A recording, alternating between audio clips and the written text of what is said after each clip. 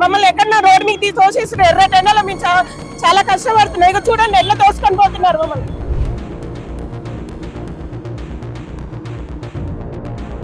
అనేక రకాలుగా మమ్మల్ని ఇబ్బందులకు గురి చేసి మమ్మల్ని మీద అరాచకం సృష్టించినటువంటి ఈ మేనేజ్మెంట్ ఈ ప్రభుత్వం అంటే గ్రహించాలని కోరుతున్నాం.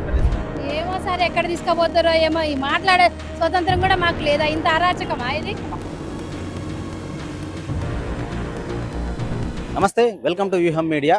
ఏదైతే తెలంగాణ రాష్ట్ర వ్యాప్తంగా కూడా ఆర్టీసీ వాళ్ళ సమ్మె అనేది కొనసాగింపు జరుగుతుందో ఈ రోజు రెండో రోజు, మొన్న అర్ధరాత్రి నుంచే ఆర్టీసీ అనే సమ్మె కొనసాగింపుగా నడుస్తూ ఉంది.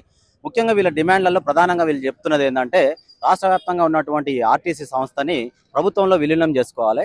అలాగే ఏదైతే ఎలక్ట్రికల్ వెహికల్స్ బస్సులు ఉన్నాయో, ఈవీ వెహికల్స్, వీటిని కూడా ప్రైవేట్ సంస్థలకు, ప్రైవేట్ కాంట్రాక్టర్లకు ఇచ్చే బదులు వీళ్ళ నుంచే మ్యానుఫ్యాక్చర్ అనేది తయారు చేసి గవర్నమెంట్ బస్సులనే వీళ్ళు పెట్టినట్లయితే ఎంప్లాయ్మెంట్ సోర్స్ అనేది పెరుగుతుంది.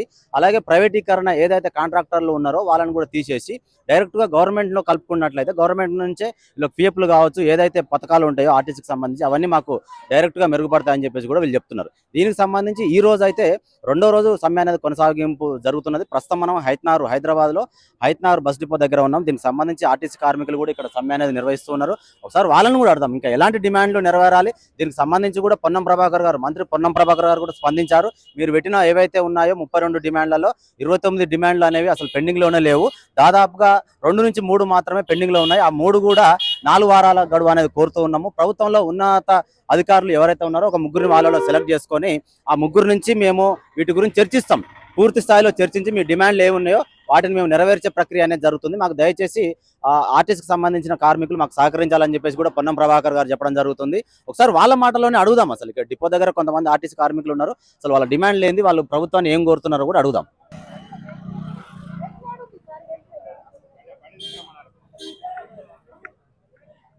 ఏందమ్మా ఎక్కడ తీసుకెళ్తారు అంటమ్మా, ఎక్కడ తీసుకెళ్తారు?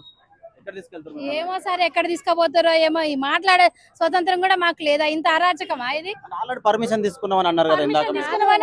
వాళ్ళలో అన్ని ఒక్కొక్కసారి వలలో పడతాయి కదా, ఆ టైప్ అయిపోయింది. పర్మిషన్ ఇచ్చారు ఇక్కడ ఉండడానికి అని అన్నారు కదమ్మా. పోలీసు వాళ్ళకి మంచి పేరు రావాలని వీళ్ళు కొంచెం ఎక్కువ చేస్తున్నారు. ఇంత అరాచకమా? కాంగ్రెస్ అది కేసీఆర్ కంటే ఎక్కువ అయిపోయింది వీళ్ళు.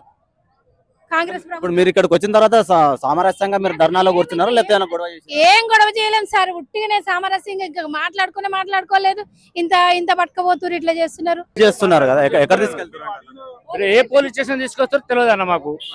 ఇప్పుడు పక్కన మేము మేము ఏ బస్సులు దర్శనం చేయము, ఏం చేయము, స్థాయిలో మేము ఉండి మేము నిరసన తెలుపుకుంటామని చెప్పినాం అంతే.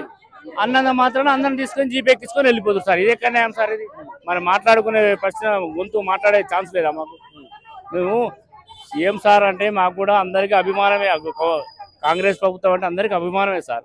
మేము మూడే మూడు కోరికలు, ఆయన 29 కోరికలే. మేము విలీనం ఒకటి, యూనియన్లు ఒకటి, పిఆర్సీలు ఒకటి, ఈ 3 ఇచ్చేస్తే మ్యానుఫ్యాక్చర్ మీరు పెట్టినాయి, అవి మేము అడగలే కదా, అవే ఇవ్వమంటున్నాం.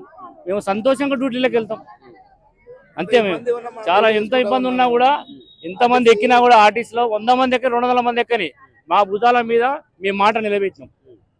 ఎందుకంటే మేము కాంగ్రెస్ ప్రభుత్వం రావాలి, మా భవిష్యత్తులు బాగుపడతాయి, మా పిల్లల భవిష్యత్తులు మా భవిష్యత్తులు బాగుపడతాయని అనుకున్నాం సార్. మీరు కూడా దయచేసి సీఎం గారు మీరు మా మీద కన్ను పెట్టి చూడాలని కోరుతున్నాం. జీప్ లో తీసుకుపోతున్నారు మమ్మల్ని, మేము ప్రశాంతంగా చేసుకుంటున్నాం సమ్మె, మమ్మల్ని సమ్మె చేసుకుని తీసుకెళ్లిపోతున్నారు. ఇది కరెక్ట్ కాదు, ఇది న్యాయం కాదు. గొడవలు అయితే చేయట్లేరు కదా, గొడవలు చేయలేదు అసలు. పొద్దున్న నుంచి మమ్మల్ని డిపో కాడ ఉండనియట్లేరు, ఉండనిస్తలేరు. పొద్దున్న నుంచి మమ్మల్ని ఎక్కడన్నా రోడ్ మీకు తోసేసిన ఎర్రటెండలో మేము చాలా కష్టపడుతున్నాం. ఇక చూడండి ఎట్లా తోసుకొని పోతున్నారు మమ్మల్ని, ఎలా ఎక్కిస్తున్నారు చూడండి.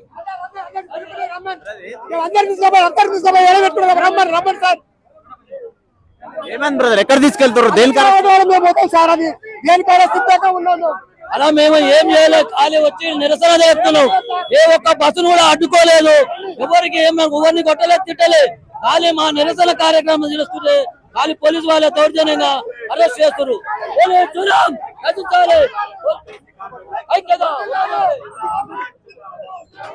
చూడొచ్చు, ప్రత్యక్షంగా చూడొచ్చు. ఆర్టీసీ కార్మికులు అయితే పోలీస్ డిపార్ట్మెంట్ వారు లిఫ్ట్ చేస్తున్నారు. ఇక్కడ నుంచి మహిళలు కూడా ఉన్నారు. ఒకసారి మహిళలతో కూడా మాట్లాడే ప్రయత్నం చేద్దాం. వాళ్ళను కూడా లేడీ కానిస్టేబుల్స్, మహిళా కానిస్టేబుల్స్ వాళ్ళని అయితే తీసుకెళ్లే ప్రయత్నం చేస్తున్నారు. చూడండి, మనం విజువల్స్ లో మీకు పూర్తి స్థాయిలో చూపించే ప్రయత్నం అయితే చేయబోతున్నాము.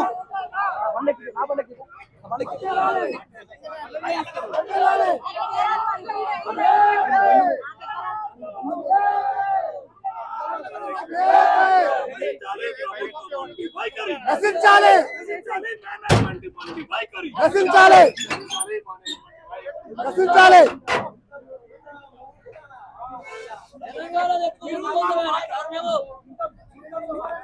ఈ రోజు మమ్మల్ని మాట్లాడే హక్కు లేకుండా ఒక కార్మికులుగా మేము చేసే ఉద్యమము సామరస్యంగా శాంతియుతంగా చేస్తున్నటువంటి ఉద్యమాన్ని అనేక రకాలుగా మమ్మల్ని ఇబ్బందులకు గురి చేసి మమ్మల్ని మీద అరాచకం సృష్టించినటువంటి ఈ మేనేజ్మెంట్ ఈ ప్రభుత్వం గ్రహించాలని కోరుతూ